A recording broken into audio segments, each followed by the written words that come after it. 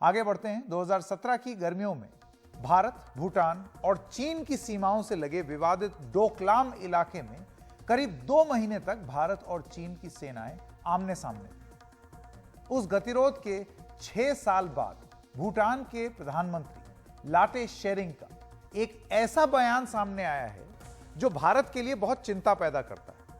भूटान के प्रधानमंत्री ने यह कहा है कि ऊंचाई पर स्थित डोकलाम पठार के विवाद को सुलझाने में चीन की बराबर की भूमिका है। यह पहली बार किया है उन्होंने, जबकि भारत यह मानता है कि डोकलाम भूटान का हिस्सा है और इस पर चीन ने गैर कानूनी रूप से कब्जा किया हुआ है। तो सही मायने में डोकलाम को लेकर के अगर कोई चर्चा होनी चाहिए तो वो भारत और भूटान के बीच में होनी चाहिए।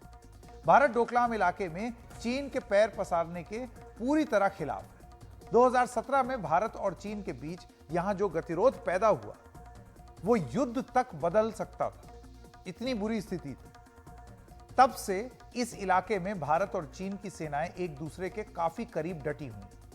तो आइए इस मुद्दे पर पहले भूटान के प्रधानमंत्री के बयान को और उस बयान की गंभीरता को कुछ ग्राफिक्स के माध्यम से समझने की कोशिश करते हैं। तो स्क्रीन पर जरा हम आपको कुछ दिखाना चाहते हैं, फुल फ्रेम ही रखेंगे ताकि आपको एक आइडिया मिल सके। यह डोकलाम पठार है जो हमेशा से भूटान का इलाका माना जाता रहा है। ये जो आप लाल पट्टी देख रहे हैं ये वाला एरिया, इसके उत्तर में चीन की चुंबी घाटी, वो वाला इलाका टॉप पर जो आप देख रहे हैं, और इसके पश्चिम में भारत का सिक्किम राज्य है।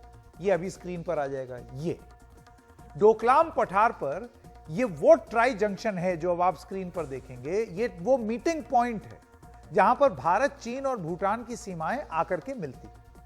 भारत नहीं चाहता है कि यह स्थिति किसी भी हाल में बदले। हम यथास्थिति चाहते हैं, जो बॉर्डर है वो रहे। लेकिन चीन इस ट्राई जंक्शन को 7 किलोमीटर उत्तर से इस बिंदु यानी कि माउंट गिम्पोची तक लाना चाहता है, नीचे ले आना चाहता है। मकसद क्या है उसका, अब आप जानिए। अगर ऐसा होता है तो पूरा डोकलाम पठार चीन के कब्जे में आ जाएगा, जो कि भूटान की टेरिटरी थी, वो चीन के हिस्से में आ जाएगा और यह भारत को किसी भी स्थिति में स्वीकार नहीं। इन हालात में भूटान के प्रधानमंत्री लाटे शेरिंग का बयान भारत के लिए चिंता बनकर आया है।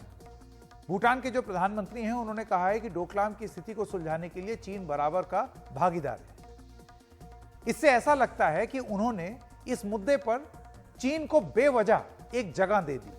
अब सोचिए, एक अजीब सी स्थिति कि अपने देश के एक हिस्से में उन्होंने चीन की दखलंदाजी, चीन को भी उन्होंने पार्टी बना लिया। उन्होंने बेल्जियम के एक अखबार को कहा है कि सिर्फ भूटान अकेला इस समस्या को नहीं सुलझा सकता, इसमें हम 3 हैं, तीनों बराबर देश हैं।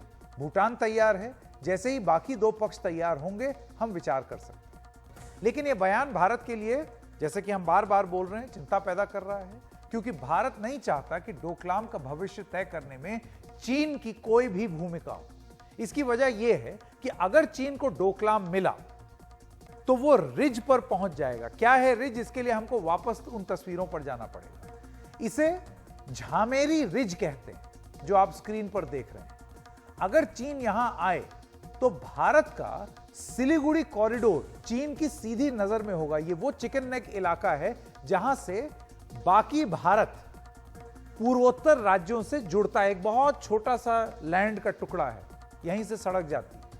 और चीन की नजर फिर अगर उसने डोकलाम पे कब्जा कर लिया तो झामेरी रिज तक पहुंच जाएंगे और वहां से माउंट गिम्पोची से वो सीधा चिकन्स नेक को देख सकते हैं। और अगर उनके मंसूबे खराब रहे, जैसे कि हमने अक्सर देखा है रहते हैं, तो वो हमला भी कर सकते हैं।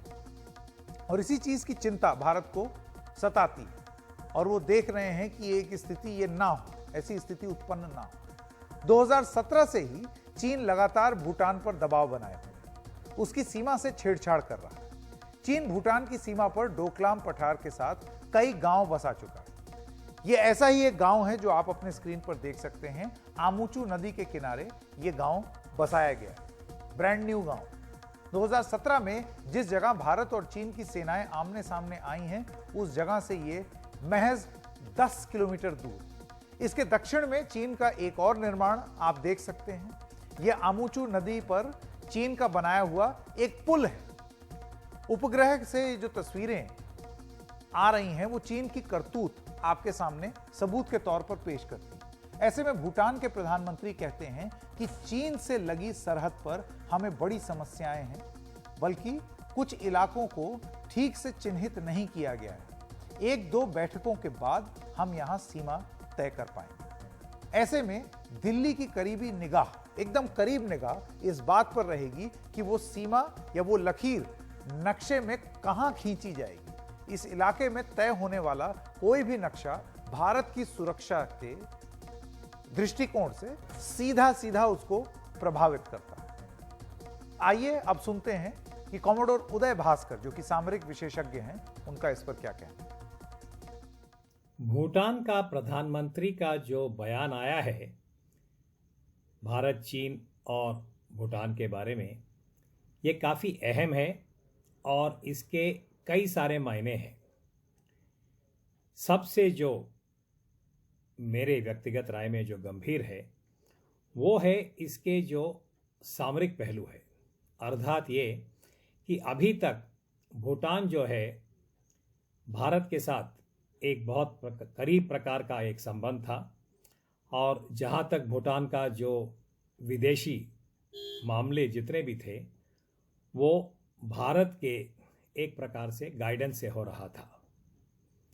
अभी जिस प्रकार से ये बयान आया है इसको निगरानी से समीक्षा करना होगा और ये भी देखना होगा कि भूटान के प्रधानमंत्री क्या कहना चाहते थे, क्योंकि अभी तक जो भारत भूटान का जो द्विपक्षीय रिश्ता है, खास क्षेत्रीय मामलों के ऊपर, ये जो टेरिटोरियल वाला डिस्प्यूट जो चल रहा है चीन के साथ, और जो ट्राई जंक्शन है जहां डोकलाम है, इसके बहुत ही एक सामरिक अहमियत है।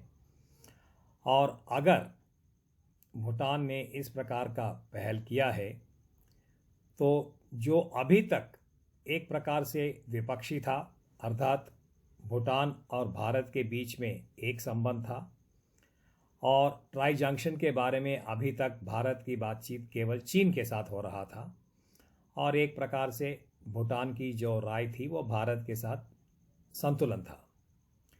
अभी ये जो नया ढांचा बन रहा है, इशारा है, इसको बहुत निगरानी से देखना होगा। तो एक ये सामरिक पहलू है क्योंकि इसके कई सारे नतीजे होंगे भारत के लिए भूटान के साथ, और क्षेत्रीय दायरे में भी जहाँ तक दक्षिणी एशिया और चीन के साथ जो भारत के संबंध है।